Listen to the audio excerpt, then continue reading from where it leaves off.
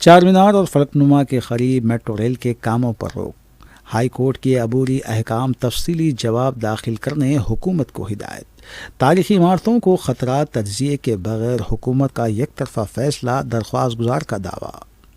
Telangana high court نے Hyderabad metro کے دوسرے مرحلے کے حصے کے طور پر چار مینار اور فلک نما کے قریب کوئی کام تا حکم ثانی شروع نہ کرنے کی ہدایت دی ہے اور عبوری احکام جاری کرتے ہوئے کہا کہ یہ تاریخی اور ثقافتی ورثے کی حامل یادگاریں سمجھی جاتی ہیں۔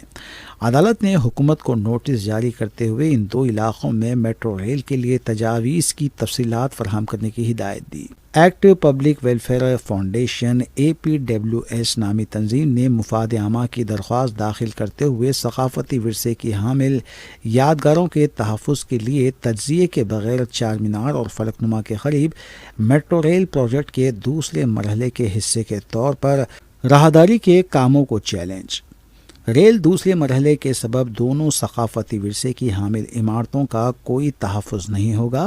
Act public welfare foundation APWS نامی تنظیم نے مفاد عامہ کی درخواست داخل کرتے ہوئے ثقافتی ورثے کی حامل یادگاروں کے تحفظ کے لیے تجزیے کے بغیر چار مینار اور فلک نما کے قریب میٹرو ریل پروجیکٹ کے دوسرے مرحلے کے حصے کے طور پر راہداری کے کاموں کو چیلنج کیا، اور اگر میٹرو ریل روٹ کی تعمیر کی گئی تو ان ڈھانچوں پر منفی اثر پڑے گا۔ انہوں نے تشویش کا اظہار کرتے ہوئے کہا کہ ان عمارتوں کا تحفظ نہیں کیا گیا ہے اور کاموں سے ان کو خطرہ ہے۔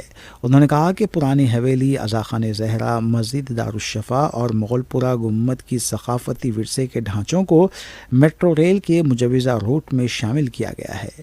انہوں نے کہا کہ اگرچہ کہ یہ کہا گیا ہے کہ اگر میٹرو ریل کا دوسرا مرحلہ تعمیر کیا گیا تو اس کے اثرات ان ہیریٹیج عمارتوں پر منفی ہوں گے، تاہم حکومت نے اس خصوص میں کوئی تجزیہ کیے بغیر ایک طرفہ فیصلہ کیا ہے۔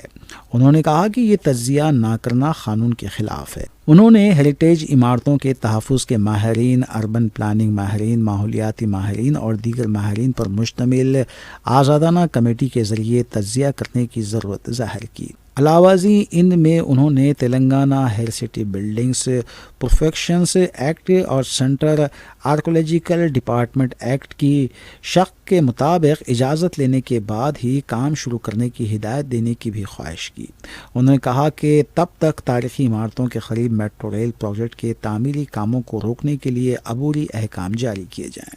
حکومت کی طرف سے رجوع ہوتے ہوئے ایڈیشنل ایڈوکیٹ جنرل نے مکمل تفصیلات کے ساتھ جواب داخل کرنے 3 ہفتے کی مہلت دینے کی خواہش ظاہر کی ہے۔ بینچ نے اس کی اجازت دے دی اور تا حکم ثانی میٹرو ریل کے تعمیری کاموں کا آغاز نہ کرنے کے عبوری احکام جاری کیے۔ اس معاملے کی آئندہ سماعت 3 ہفتوں تک ملتوی کر دی گئی ہے۔